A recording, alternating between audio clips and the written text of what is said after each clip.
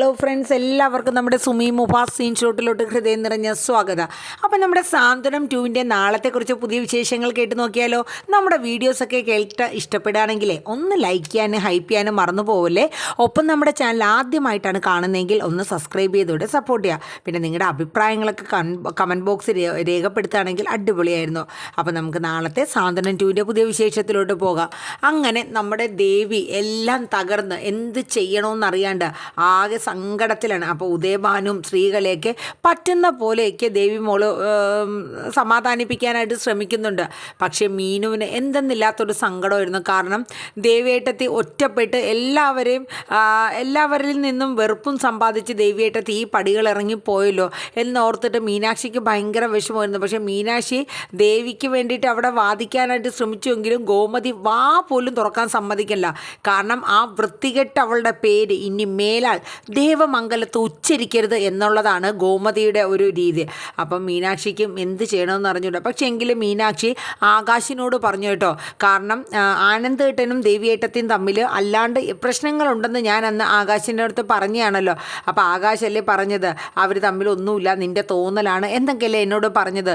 എനിക്ക് തോന്നുന്നു ഇവർ തമ്മിലുള്ള ഒരു ദേഷ്യം വന്നത് ആ കുഞ്ഞ് നഷ്ടപ്പെട്ടതാണ്. പക്ഷേ ദേവിയേട്ടത്തി ആ കുഞ്ഞ് നഷ്ടപ്പെട്ടതിനെക്കുറിച്ച് ഒരു കാര്യം പോലും ഇവിടെ പറഞ്ഞില്ല.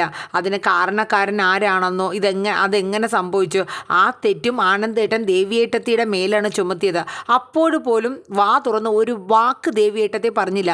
നമുക്കറിയാവുന്ന പലരും ഉണ്ടായിരുന്നു, നമ്മൾ പോലും ഒരു വാക്ക് പറഞ്ഞില്ല.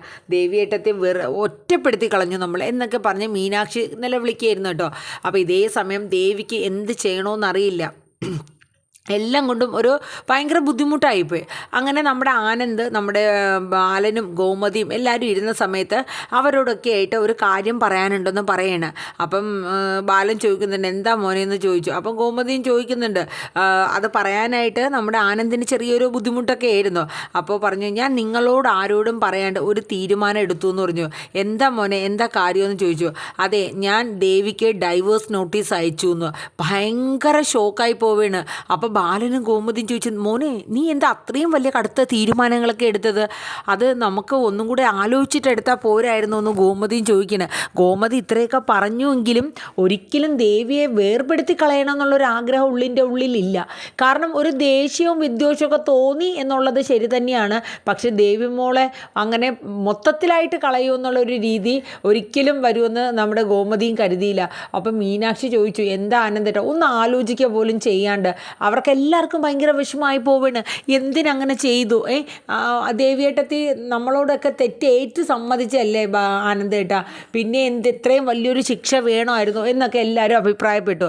അപ്പോൾ ആനന്ദ് പറഞ്ഞു, ഇല്ല ഇനി ഇതിനെ ചൊല്ലി നിങ്ങൾ ആരും എന്നോടൊന്നും പറയണ്ട, ഞാൻ വളരെ ആലോചിച്ചെടുത്ത ഒരു തീരുമാനം തന്നെയാണിത്. ഇനി ഈ ആനന്ദിൻ്റെ ജീവിതത്തിൽ ദേവി ഇല്ല എന്നുള്ളത് എല്ലാം സഹിക്കാനും ക്ഷമിക്കാനും ഞാൻ തയ്യാറായിരുന്നു. എൻ്റെ കുഞ്ഞ് അവളുടെ വയറ്റിലുണ്ട് എന്നറിഞ്ഞ നിമിഷം 4 മാസം, ഒരു 5 മാസം വരെ അവൾക്ക് എൻ്റെ കുഞ്ഞിനെ ചുമക്കാനുള്ള ഒരു ഇത് കിട്ടിയുള്ളൂ അല്ലേ. അവൾ മനഃപൂർവ്വം എൻ്റെ കുഞ്ഞിനെയും കളഞ്ഞതാണ്. അവളത് ചെയ്യും, അവൾ കളയും, അങ്ങനത്തെ സ്വഭാവമാണ്. അവളെ നിങ്ങൾക്കാർക്കും അറിയില്ല എന്നൊക്കെ പറഞ്ഞിട്ട് കുറ്റപ്പെടുത്താനായിട്ടോ ദേവിയ. ആ സമയത്ത് മീനാക്ഷി വാ തുറന്ന് പറയണമെന്ന് ആഗ്രഹിക്കുകയാണ്. പക്ഷേ ഗോമതിയോ അവരാരും തന്നെ അതിനെതിരായിട്ടൊന്നും പറഞ്ഞില്ല. കാരണം അങ്ങനെയല്ല സംഭവം എന്നുള്ളതൊന്നും പറയാൻ നിന്നില്ല. ഈ സമയത്ത് നമ്മുടെ ദേവിയുടെ കയ്യിൽ ആ ഡൈവേഴ്സ് നോട്ടീസ് കിട്ടുകയാണ്. ദേവി അന്താളിച്ച് പകച്ചു പോവുകയാണെന്ന് വെച്ചാൽ മരിച്ച് നിശ്ചലായി പോയതുപോലെ ദേവിക്ക്. കാരണം എന്നേക്കുമായി ആനന്ദേട്ടൻ എന്നെ ഉപേക്ഷിച്ചു എന്നുള്ളൊരു തോന്നൽ ദേവിയെ വല്ലാണ്ട് മനസ്സിന് ഉടച്ചു വാരിയായിട്ടോ. എന്ത് ചെയ്യണമെന്ന് അറിഞ്ഞില്ല. ആകെ ഒരു വല്ലാത്തൊരു മരവിപ്പായിപ്പോയി ദേവിക്ക്. അങ്ങനെ ദേവി കുറച്ച് നേരം വിങ്ങി പൊട്ടിക്കരഞ്ഞു. ശ്രീകല കുറേ സമാധാനിപ്പിക്കാനായിട്ട് ശ്രമിച്ചു. പക്ഷേ എങ്കിലും ദേവിയുടെ സങ്കടം പിടിച്ചു നിർത്താൻ ദേവിക്ക് കഴിഞ്ഞില്ല. എന്ത് ചെയ്യണമെന്നറിയില്ല. അങ്ങനെ ഉദയഭാനു പറഞ്ഞു, മോള് സമാധാനപ്പെട്, ഈ നാട്ടിൽ നിയമവും കോടതിയൊക്കെ നമുക്കും ഉണ്ടല്ലോ, മോള് സമാധാനപ്പെട് എന്നൊക്കെ ഇങ്ങനെ പറഞ്ഞു കേട്ടോ. അപ്പോഴേക്കും ദേവി കണ്ണൊക്കെ തുടച്ചിട്ട് ഒരു തീരുമാനം എടുക്കുകയാണ്. അതെ, ശരിയാണ്, ഞാൻ തെറ്റ് ചെയ്തു, എൻ്റെ അച്ഛനും അമ്മയും തെറ്റ് ചെയ്തു, ഇല്ലയെന്ന് ഞാൻ വാദിക്കല്ല. പക്ഷേ ആനന്ദേട്ടൻ കുറ്റപ്പെടുത്തുന്ന ചില കാര്യങ്ങളുണ്ട്. ഞാൻ അറിഞ്ഞോ അറിയാതെയോ പോലും ചെയ്യാത്ത തെറ്റിന് എന്നെ കുറ്റപ്പെടുത്തുന്നുണ്ട്. ആ സത്യാവസ്ഥ എന്താണെന്ന് എനിക്ക് എൻ്റെ ആനന്ദേട്ടനെ ബോധ്യപ്പെടുത്തണം. എടുത്തിട്ടേ കാര്യമുള്ളൂ. അമ്മേ, ഞാൻ ദേവമംഗലത്തേക്ക് പോകണ്. മോളെ, നീ എന്താ ഈ പറയണേ? ദേവമംഗലത്തോട്ടോ? അവർ നിന്നെ ആട്ടി വെളിയിൽ പായിച്ചല്ലേ മോളെ, പിന്നെ നീ എന്തിനാ അങ്ങോട്ട് പോകണമെന്ന് ശ്രീകല ചോദിക്കണേ. പോകണം, അമ്മ എന്നെ തടയണ്ട, അച്ഛനും അമ്മ എന്നെ തടയണ്ട, ഞാൻ എന്തായാലും പോകും എന്ന കടുത്ത തീരുമാനം തന്നെ ദേവി എടുക്കുകയാണ്. പക്ഷെ അവരെത്ര പറഞ്ഞിട്ട് ദേവി കേട്ടില്ല കേട്ടോ. അങ്ങനെ ദേവി ദേവമംഗലത്തോട്ട് ചെല്ലുകയാണ്. രാവിലെ എന്നെ പോകണം. അപ്പോൾ ആ സമയത്ത് നമ്മുടെ മീനാക്ഷി ജോലിക്ക് പോകാനായിട്ട് നോക്കണോ, മിത്ര ട്യൂഷൻ എടുക്കാൻ പോകണോ, ആര്യൻ ഡെലിവറിക്കായിട്ട് പോയി, ബാലൻ കടയിലും പോയി. അപ്പോൾ ഗോമതി കിച്ചണിലാണ്. അങ്ങനെ വന്ന് നമ്മുടെ ദേവി കോളിംഗ് ബെല്ല് അടിക്കുകയാണ്. അപ്പോൾ ഡോറ് തുറക്കാനായിട്ട് മീനാക്ഷിയാണ് വന്നത്, തൊട്ടു പിന്നാലെ മിത്രയും വന്നു. അങ്ങനെ ഡോറ് തുറന്നതും ദേവിയേട്ടത്തി എന്നിങ്ങനെ അവർ ചോദിക്കുകയാണ് രണ്ടുപേര്. മക്കളെ, ഞാൻ അകത്തോട്ട് കയറിക്കോട്ടെ ദേവിയേട്ടത്തി? അത് പിന്നെ. അപ്പോഴേക്കും നമ്മുടെ ഗോമതി വന്നിട്ട് ആരാ മക്കളെ എന്ന് ചോദിച്ചുകൊണ്ട് അടുക്കളയിൽ നിന്ന് നമ്മുടെ ഗോമതി കടന്ന് മുന്നിലോട്ട് വരികയാണ് കേട്ടോ. എടി, നീയോ? നിനക്ക് നാണം ഉണ്ടോടി ഈ പടി ചവിട്ടാൻ? നിന്നെ ഇറക്കി വിട്ടേലേടി, എന്നിട്ട് പട്ടിയെപ്പോലെ വീണ്ടും വന്നിരിക്കുന്നു. അതെ അമ്മേ, ഞാൻ പട്ടിയെപ്പോലെ വന്നു. ഞാൻ എത്ര വേണമെങ്കിലും ചീത്തയായിക്കോളാം. പക്ഷേ എനിക്കൊരു കാര്യം പറയാനുണ്ട്. അമ്മ സമ്മതിച്ചാലും ശരി ഇല്ലെങ്കിലും ശരി, എനിക്ക് ആനന്ദേട്ടനെ കാണണം. അപ്പം മീനാക്ഷി പറഞ്ഞു, ദേവിയേട്ടത്തി, ആനന്ദേട്ടൻ ഇവിടെ ഇല്ല. ആനന്ദേട്ടൻ ഇല്ലെങ്കിൽ വേണ്ട, ഇവിടെ ഞാൻ ഇരുന്നോളാം. ഇവിടെയോ? നീ അതിന് ഇനി ഒന്നും കൂടെ ജനിക്കണം. ഇറങ്ങടി എൻ്റെ വീട്ടുമുറ്റത്ത് നിന്ന്, ഇറങ്ങിപ്പോടി എന്ന് പറഞ്ഞ് ഗോമതി ആട്ടയാണ്. അമ്മ എന്നെ ആട്ടിയാലും ശരി, എന്താണെങ്കിലും ശരി, എനിക്ക് ഇവിടെ ഇരുന്ന് ആനന്ദേട്ടൻ വരുമ്പോൾ ചില സത്യങ്ങൾ ആനന്ദേട്ടനോട് പറഞ്ഞേ പറ്റൂ എന്നുള്ളൊരു തീരുമാനം എടുക്കുകയാണ് ദേവി. അപ്പോൾ ഗോമതി എന്ത് ചെയ്ത് സമ്മതിക്കണില്ല. കാരണം എന്ന് വെച്ചാൽ എന്നെ വിവാഹം വേർപെടുത്തിക്കോട്ടെ, എനിക്ക് കുഴപ്പമില്ല ദേവി പറഞ്ഞു. പക്ഷേ ചെയ്യാത്ത തെറ്റിന് ഞാൻ എന്തിനാണ് കുറ്റം കേൾക്കണത്? ഞാൻ ഒരുപാട് തെറ്റുകൾ ചെയ്തിട്ടുണ്ട്. എൻ്റെ അച്ഛനും അമ്മയും നുണ പറഞ്ഞു, പല കള്ളത്തരങ്ങൾ പറഞ്ഞു, പല കള്ളത്തരങ്ങളും ചെയ്തു. ഇല്ലയെന്ന് ഞാൻ പറയണില്ല. പക്ഷേ ചെയ്യാത്ത തെറ്റിന് കൂടി ഞാൻ ശിക്ഷ അനുഭവിക്കില്ല. ഇന്നും മറ്റാർക്കും, എൻ്റെ വീട്ടുകാർക്കോ അല്ലെങ്കിൽ ആനന്ദേട്ടനോ അറിയാത്ത ഒരു സത്യമുണ്ട്. അത് നിങ്ങളിൽ പലർക്കും അതറിയാം. പക്ഷെ നിങ്ങൾ പോലും അതെല്ലാം മനസ്സിൽ ഒതുക്കിക്കൊണ്ട് തന്നെ എന്നെ കുറ്റപ്പെടുത്താൻ മുൻപന്തിയിലുണ്ടായിരുന്നു. ഞാൻ തെറ്റ് ചെയ്യാത്തവളല്ല, ഞാൻ തെറ്റ് ചെയ്തു. എന്നെ ന്യായീകരിക്കണമല്ല, എന്നെ ന്യായീകരിക്കാൻ യാതൊരു ഇതും എനിക്കില്ല. അതിനുള്ള ഒരു നല്ല ക്വാളിറ്റിയും എനിക്കില്ല എന്നുള്ളത് തന്നെ ദേവി പറയാൻ കേട്ടോ. അപ്പോൾ ഇതൊക്കെ കേട്ടിട്ട് ഗോമതി കുറച്ച് നേരം മിണ്ടാണ്ട് നിൽക്കണം. അപ്പോഴേക്കും നമ്മുടെ മീനാക്ഷി പറഞ്ഞു, അമ്മേ, ദേവിയേട്ടത്തി ഈ പറയുന്നതിൽ കാര്യമുണ്ട്. കാരണം എന്തെന്ന് വെച്ചാൽ അത് അറിയേണ്ട സമയം, ആനന്ദേട്ടൻ അത് അറിയണം. അത് ദേവിയേട്ടത്തിയുടെ വായിൽ നിന്ന് തന്നെ ആനന്ദേട്ടൻ ആ സത്യങ്ങൾ കേൾക്കണം എന്നുള്ളത് നമ്മുടെ മീനാക്ഷിയും പറയണ. അപ്പോഴേക്കും നമ്മുടെ ഗോമതി പറഞ്ഞു, എന്തൊക്കെയാണെങ്കിലും ശരി, ഇനി എവളെയും ആനന്ദിനെയും തമ്മിൽ ഒരു കൂടിക്കാഴ്ച ഈ വീട്ടിലുണ്ടാവില്ല. ഇനി കൂടിക്കാഴ്ചയൊക്കെ ഉണ്ടാവുന്നതേ അങ്ങ് കോടതിയിൽ. അപ്പോഴേക്കും നമ്മുടെ ദേവി പറഞ്ഞു, അതെ, എൻ്റെ കഴുത്തിൽ ആനന്ദേട്ടൻ കെട്ടിയ താലി ഇന്നുണ്ട്. ഈ താലി അറുത്തു മാറ്റിയിട്ടൊന്നുമില്ലല്ലോ. ഞാൻ ഇപ്പോഴും ആനന്ദിൻ്റെ ഭാര്യ തന്നെയാണ്, ഈ ദേവമംഗലത്തെ മരുമകൾ തന്നെയാണ്. അമ്മ എത്ര നിഷേധിച്ചാലും അത് ഇല്ല എന്നാവില്ല എന്നിങ്ങനെ നമ്മുടെ ദേവി പറയാൻ കേട്ടോ.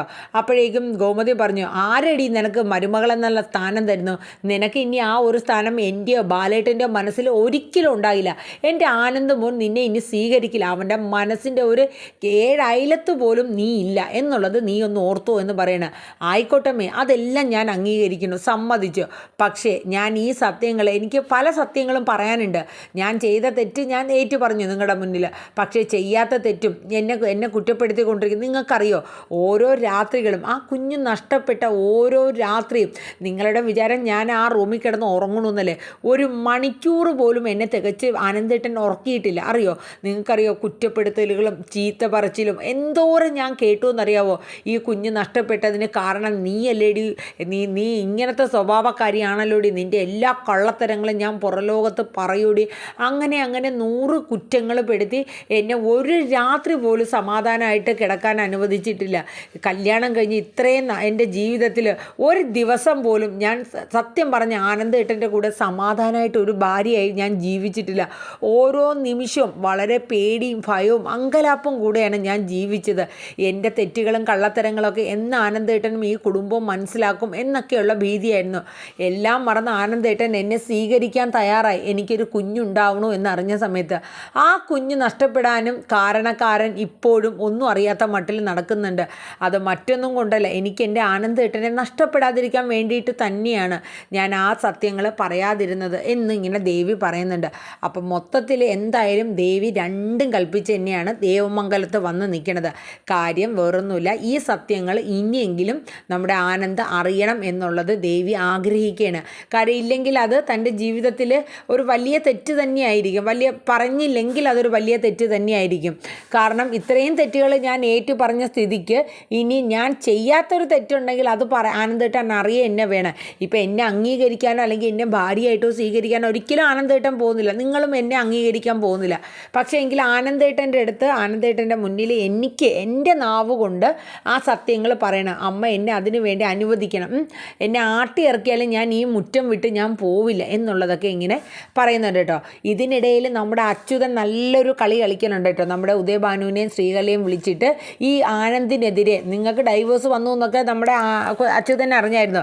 തിരിച്ച് നിങ്ങളും അതുപോലെ തന്നെ ഒരു കംപ്ലൈൻറ്റ് കൊടുക്കണം. അതായത് ആ വീട്ടിലിട്ട് എന്നെ കഠിനമായി സ്ത്രീധനത്തിൻ്റെ പേരിൽ പീഡിപ്പിച്ചെന്നും ഒരു വലിയ തുക സ്ത്രീധനം ആവശ്യപ്പെട്ടിരിക്കുകയാണ് എന്നുള്ള രീതിയിലൊക്കെ പറഞ്ഞ് നല്ല പോയിൻ്റ് ചേർത്ത് ഒരു കേസ് അങ്ങ് ഫയൽ ചെയ്യാൻ പറഞ്ഞു. അപ്പോൾ അങ്ങനെ ചെയ്തു കഴിഞ്ഞാൽ നിങ്ങൾക്ക് തന്നെ അതിൻ്റെ ഇത് കിട്ടുമെന്ന് പറഞ്ഞു. അല്ലാണ്ട് നിങ്ങൾ ഇങ്ങനെ നോക്കിക്കൊണ്ട് വീട്ടിൽ തന്നെ ഇരുന്ന ഒരു പ്രയോജനവും ഇല്ല എന്നുള്ളതും കൂടെ അച്യുതൻ പറയാണ് കേട്ടോ. അങ്ങനെ കാര്യങ്ങളൊക്കെ ഏകദേശം ആ ഒരു രീതിയിലാണ് നമ്മുടെ സാന്ത്വനം 2 പോകുന്നത്. ഇനി നമുക്ക് കണ്ടറിയാം നമ്മുടെ ദേവി ആ ഒരു കാത്തിരിപ്പിനൊടുവിൽ ആനന്ദിനെ കാണുമോ ഇല്ലയോ എന്നുള്ളത്.